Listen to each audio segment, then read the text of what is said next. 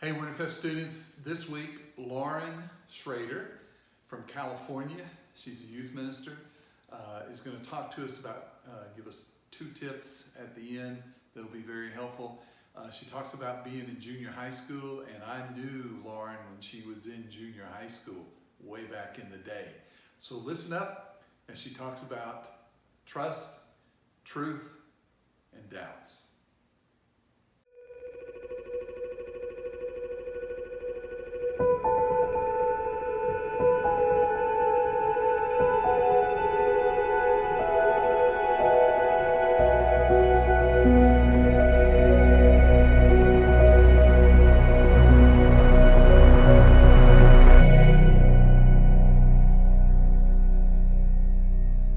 I'm honored to be with you this week, and we are going to dive into the word truth. I remember so vividly as a junior in high school having some social problems at school. There's drama, there's ickiness. I had just told this guy that I liked him and he didn't like me back, and I had had these months of really sadness when I was coming home from school. And I would come home from school near tears or in tears almost every day for a chunk of my junior year. And I remember so vividly one day walking in the cafeteria, I had my tray, walking in and looking at the different tables and thinking, I can't sit anywhere. I can't sit anywhere and feel safe or feel comfortable or feel known or liked. I can't even eat lunch in here. And I ended up leaving, and my brother at the time was a coach, which was great because I was able to go eat lunch with him. But I remember going home that day so upset, and I was crying, and I was telling my mom how terrible it was and how awful it was and how left out I felt. And she had been consoling me the past months, but this day was different. This day, in what felt like in that moment, not a motherly love way at all, which I found out later that it was, she looked at me and was like, "This is enough." I was like, "Mom, I'm crying here. Like, why aren't you, come on, console me. I'm upset." And she said, "Lauren, if you would open your eyes. Sometimes thinking about yourself negatively so much is too much self-reflection. But if you would open your eyes and see, I bet there's someone else in that cafeteria that feels just as lonely or just as left out as you do." Whoa. Okay, Mom. I didn't take it that easy that day. But the more I let it sit in, the more I thought about it, I was able to process, okay, if I'm having all these negative thoughts about myself and continuously thinking about myself negative and receiving those lies, that is still a form of thinking about myself too much. I wasn't able to receive truth, but in a moment where I'm able to say, okay, you know what? It's not necessarily always about me. What does it look like if I open up and see who else is in need, who else is lonely, who is feeling these things? If I can receive truth of who I am, where I can be able to go out and reach out and love them well. But that is uncomfortable. That is super uncomfy. But being the person to speak truth into someone else, like my mom did into me that day, or being the person to receive it is uncomfortable. It is not always easy, but I will tell you, it is living a life that is more full, and it's worth it. It's almost always worth it when we choose to be the person speaking truth or when we choose to receive the truth that is being spoken. I want to tell you a story. Some of you have probably heard it. It's in the Gospel of Matthew, which is the first gospel in the New Testament. Gospel of Matthew, we're in chapter 14. And in chapter 14, we have the story of Jesus walking on water. Some of you have probably heard it. But you've got the disciples there in a boat, okay? And what they think is a ghost walking on this water. It's stormy, it's windy, there's lots going on. This ghost is walking towards them, and they're like, what in the world? And then Jesus is like, "It's me, it's your Lord, it's okay." And Peter's like, "Okay, Jesus, if it's you, I want to walk on the water too. I'm trying to get out of the boat and walk too. If it's you, if you're the Lord, I want to come."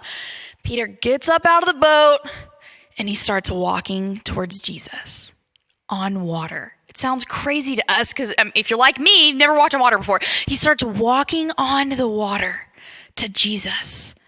But then he's overtaken by the wind, waves, there's a lot going on. He starts to sink, and Jesus picks him up. He took his eyes off Jesus, and then Jesus picks him up. There's a lot that we can learn from this. But what's interesting to me is a lot of times we focus on the walking on the water portion of this, right? It's like Peter walked on the water with Jesus. But Peter also got out of the boat. Peter was seeking the truth, walking towards Jesus, getting out of the boat. That is a hard move. I mean, like, it literally is hard to get out of a boat, yes. But also, that's a hard, okay, we think this might be a ghost, but it's actually Jesus. I'm going to get out of the boat and then start walking on water towards Jesus. Jesus, if we could have a nickname for him, I love to nicknames are super fun for me.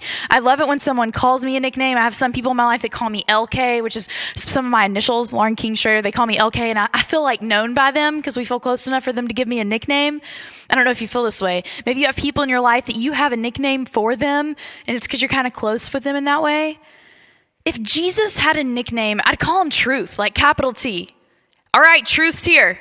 Truth is here. Truth showed up. I want truth on my team. Jesus' nickname could totally be Truth. But sometimes in order to walk towards truth, we got to get through that uncomfortable moment of getting ourselves out of the boat.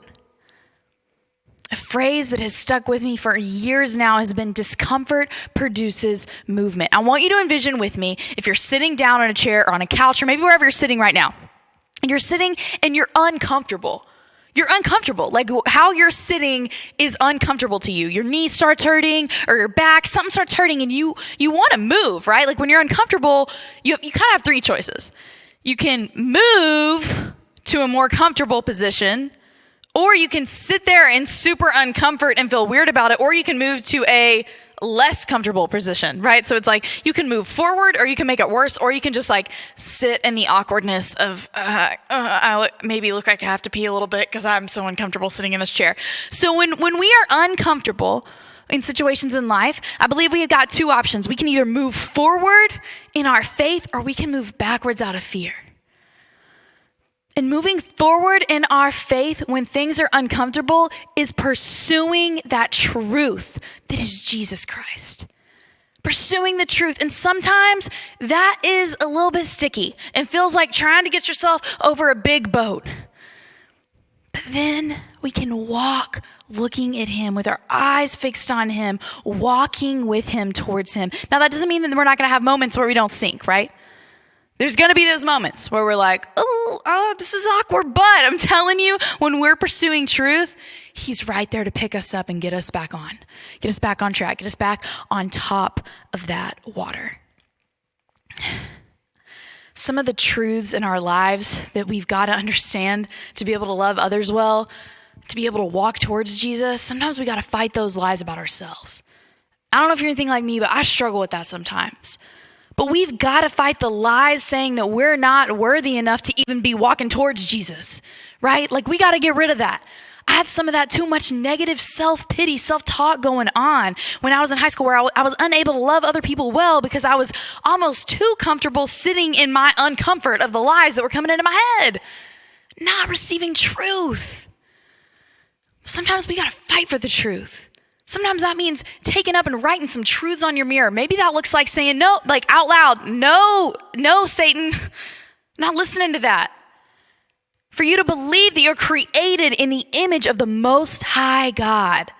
Like the God that created you, like, I don't know if you're into national parks, but like Yosemite, Zion, Grand Canyon, if you can think of some of these images. I love really big trees, redwood trees, oceans, whatever it may be. Like the God who created all of that we call beautiful created you. And yet we beat ourselves up and tell us that we're not good enough receiving those lies. But the truth is, you are so much more beautiful. You were created in the image of the Most High. To believe that you have purpose and that your life matters and that you are so loved. Once we start accepting some of these truths, which could, in and of itself could be a whole other lesson. Once we start accepting some of these truths, then we're able to start getting the confidence to get up out of that boat and walk towards Jesus.